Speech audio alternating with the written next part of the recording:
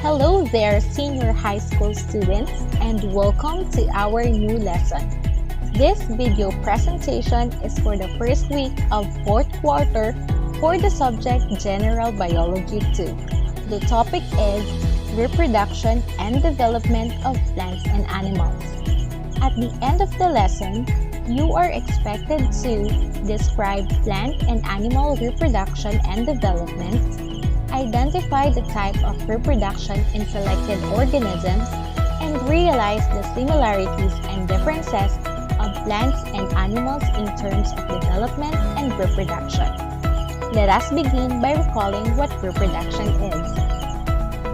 Reproduction is a biological process by which an organism reproduces an offspring who is biologically similar to the organism.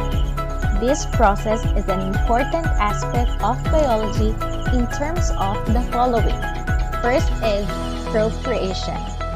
Reproduction sustains the species so that it does not become extinct. Those organisms who fail to reproduce will eventually decrease and vanish. Moreover, it is also important for quality improvement, as it allows mixing of genetic materials, leading to variation among individuals in a species. Reproduction can be classified into two. Those are asexual reproduction and sexual reproduction. Asexual reproduction is the mode of reproduction that does not entail the union of sex cells or gametes. On the other hand, sexual reproduction is a mode of reproduction that involves fertilization or the fusion of male and female gametes. Now, let us examine the reproduction among plants. Plants can reproduce both sexually and asexually. One of the most common asexual reproduction among plants is vegetative reproduction. It is a method where plant parts such as root, stem, and leaves are used to reproduce. For other plants like ferns, they undergo spore formation, which involves the production of spores or the asexual reproductive cells. For flower-bearing plants, they undergo sexual reproduction. Flowers contain the male and female reproductive organs, which can be found in the same flower or in separate flowers. For those plants containing either male or female parts, they are known as unisexual plants, while those plants which contain both male and female parts are known as perfect or bisexual or hermaphroditic plants. In a flower, the female reproductive organ is known as pistil. It is composed of the stigma, the style, and the ovary. Within the ovaries are the ovules which contain the female gametes. A collection of pistil is known as gynecium. On the other hand, male reproductive organ is known as stamens. It consists of anther and filament.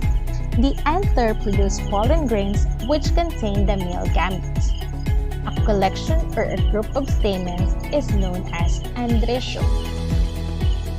Only after pollination can a chain of events happen that ends in the making of seeds. This occurs when the pollen grains on the stigma grows a tiny tube all the way down the style to the ovary, allowing the process of fertilization. The fertilized ovule goes on to form a seed, which contains a food store and an embryo that will later grow into a new plant. So those are some of the processes on how plants reproduce. Now let us have animal reproduction. Majority of animals undergo sexual reproduction. This fact distinguishes animals from fungi, protists, and bacteria where asexual reproduction is common or exclusive. However, some animal species including sea stars and sea anemones, as well as some insects, reptiles, and fish are capable of asexual reproduction. The most common form of asexual reproduction for stationary aquatic animals include budding and fragmentation. Budding is a type of asexual reproduction that results from the outgrowth of the part of the body, leading to a separation of the bud from the original organism and the formation of two individuals, one smaller than the other. An example of organism that reproduce through budding is the jellyfish. However, they don't rely solely on this process. Instead, they undergo sexual reproduction to produce a polyp, which then grows before releasing a genetically identical bud of itself that grows into an adult jellyfish. Meanwhile, fragmentation is the breaking of an individual into parts followed by regeneration. Some organisms which exhibit this type of asexual reproduction are the sea stars and planaria. Aside from that, animals can also reproduce asexually through parthenogenesis. This is a type of asexual reproduction where unfertilized eggs develop into new offspring. This means that two animals do not have to combine eggs and sperm in order to produce young. This type of reproduction occurs in some reptiles, insects, fish, and crustaceans. Those types of asexual reproduction produce genetically identical offspring, which is disadvantageous from the perspective of evolutionary adaptability, but is essential for animals with limited capacity to attract mates. Now, you are familiar with the types of reproduction among plants and animals. We can say that they have a lot of differences, but they share certain similarities too. Let us take a look on their reproductive traits.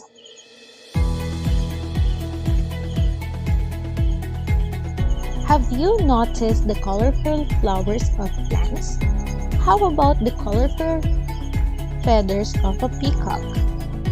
Those color displays are used for reproduction. Plants use their physical characteristics to attract pollinators. Some plants have bright colored flowers to attract insects, thus enabling the transfer of pollen from one flower to another.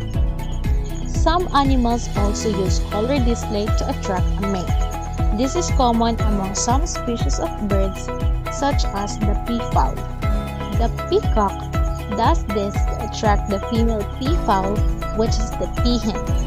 Some species of spiders also use this trait to attract a mate.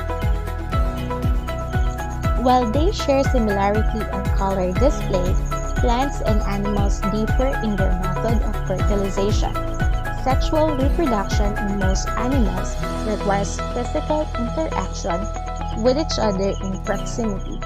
In comparison, plants need a vector such as an insect or a bird. Reproduction results in the formation of zygote, which is a fertilized egg cell that then develops into a collection of many different cell types organized into tissues and organs. The process of development differs between plants and animals. Let us determine how they differ from one another.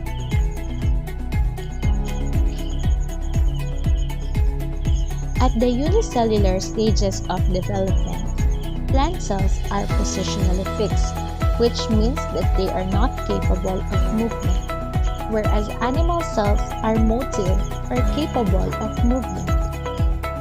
During the growth stages, the body plans of plants is highly regulated by the environment because plants cannot choose or change their growing locations, whereas the body plan of animals is clearly determined by its genes.